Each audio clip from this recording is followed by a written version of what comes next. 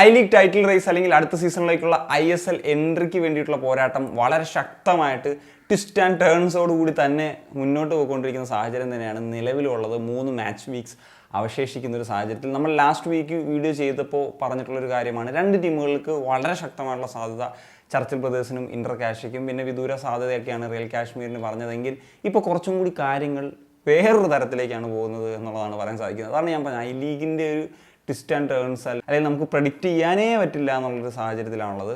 നിലവിൽ ചർച്ചിൽ ബ്രദേഴ്സിന് ഒരു upper hand ഉണ്ട് എന്നുള്ളത് നമുക്ക് പറയാൻ പറ്റും. ചർച്ചിൽ ഡംബോയ്ക്കെതിരെ 3-1 എന്ന് പറയുന്ന സ്കോറിൽ ലാസ്റ്റ് മാച്ച് വിജയിച്ച് തുടർച്ചയായിട്ടുള്ള 3ാമത്തെ വിജയം സ്വന്തമാക്കിയിട്ട് പോയിന്റ് ടേബിൾ 1ാമതായിട്ട് തന്നെ നിൽക്കുകയാണ്. എന്നാൽ ഇന്റർ കാഷി 2ാമത് നിൽക്കുന്ന ഇന്റർ കാഷിക്ക് അവസാനം കളിച്ച മത്സരം ഒരു സമനിലയിലാകേണ്ടി വന്നു. 2-2 അഗെയിൻസ്റ്റ് ശ്രീനിധി. അതൊരു കോൺട്രവേഴ്ഷ്യൽ ഗോളൊക്കെ വന്നിരുന്നു. ശ്രീനിധി ആദ്യം അടിച്ചത് പിന്നീട് ഡിനൈ ചെയ്യുന്ന സാഹചര്യത്തിലേക്കൊക്കെ പോയിരുന്നു.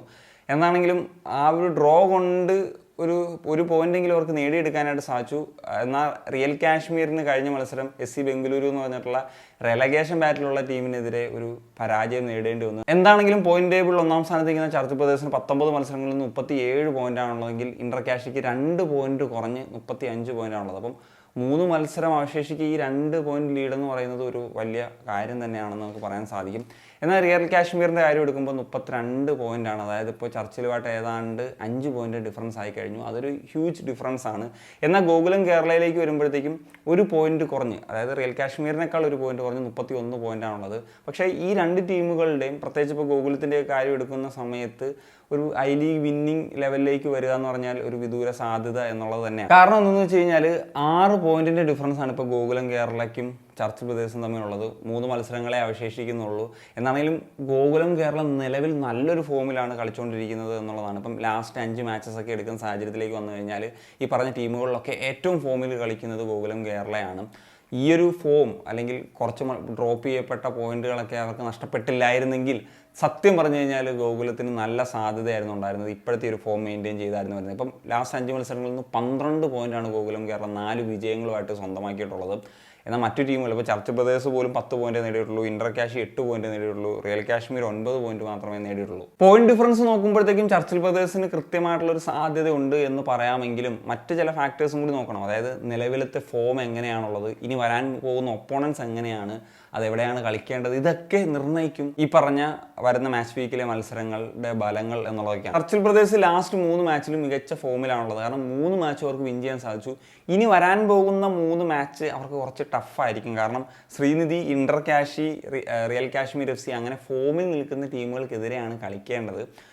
ഇതിലിപ്പോൾ ഇന്റർ കാഷി മത്സരം ഒരു ഡിസൈഡറായി മാറാനുള്ള സാധ്യതകളുണ്ട്. അതുപോലെ റിയൽ കാശ്മീരും അറിയാലോ ഒരു ടോപ്പിൽ നിൽക്കുന്ന ടീമാണ്. മാത്രമല്ല കാശ്മീരിൽ പോയി കളിക്കേണ്ട സാഹചര്യമാണുള്ളത്. അപ്പം ഇതൊക്കെ ഒരു നമുക്കൊന്നും പ്രഡിക്റ്റ് ചെയ്യാൻ പറ്റില്ല എന്ന് പറയുന്ന ഒരു സാഹചര്യം അവിടെ നിലനിൽക്കുന്നു എന്നുള്ളതാണ്. ഇന്റർ കാഷിയെ സംബന്ധിച്ച് നോക്കുമ്പോൾ ചർച്ചിൽ ബ്രദേഴ്സിനെതിരെ മത്സരം ഉണ്ടെങ്കിലും മറ്റ് 2 മത്സരങ്ങൾ ഷില്ലോങ്ങിനെതിരെയും രാജസ്ഥാൻ യുണൈറ്റഡിനെതിരെയുമാണ്. അത് താരതമ്യേന ചർച്ചിലിനെ വെച്ച് നോക്കുമ്പോഴത്തേക്കും ഇന്റർ കാഷിക്ക് ടഫ് ഫീച്ചേഴ്സ് അല്ല. അപ്പം 2 പോയിന്റ് ഡിഫറൻസേ ഉള്ളൂ എന്ന് പറയുമ്പോഴും ഇത് അതിൽ ബാലൻസ് ആയി പോകും. പക്ഷേ ഈ പറഞ്ഞ ഒരു കൺസിസ്റ്റൻസി എന്ന് പറയുന്ന ഫാക്ടർ അവിടെ ഉണ്ട്. കൺസിസ്റ്റൻ്റ് ആയിട്ട് വിജയിക്കാനായിട്ട് സാധിക്കണം.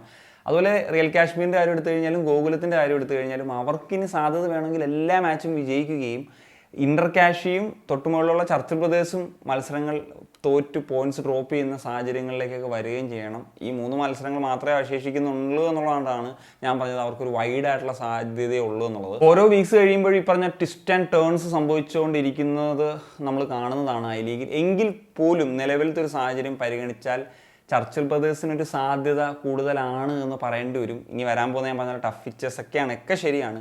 പക്ഷേ അവരാണ് നിലവിൽ കുറച്ച് കൺസിസ്റ്റൻ്റ് ആയിട്ട് പോകുന്നത്. ഈ പറഞ്ഞ ഇന്റർ കാഷിക്ക് ആ ഒരു കൺസിസ്റ്റൻസി കീപ്പ് ചെയ്യാൻ പറ്റുന്നില്ല. അതുപോലെ റിയൽ കാശ്മീരിന് ഒട്ടും തന്നെ പറ്റുന്നില്ല. പിന്നെ ഗോകുലമാണ് ആ ഒരു കൺസിസ്റ്റൻസി മെയിൻറ്റെയിൻ ചെയ്യുന്നത്. പക്ഷേ അവരുടെ ഒരു സാഹചര്യം എടുത്തു കഴിഞ്ഞാൽ അവർക്ക് നല്ല പോയിന്റ് ഡിഫറൻസ് ഉണ്ട്. ഞാൻ നേരത്തെ പറഞ്ഞാൽ കുറച്ചും കൂടെ മുമ്പേ ആയിരുന്നു ഈ ഒരു കൺസിസ്റ്റൻസിയിലേക്കൊക്കെ വന്നിരുന്നെങ്കിൽ അവർക്കതൊരു ബെനിഫിറ്റ് ആയിട്ട് മാറിയേനെ. അതുകൊണ്ട് നമുക്ക് ഒന്നും തന്നെ ജഡ്ജ് ചെയ്യാൻ പറ്റില്ല.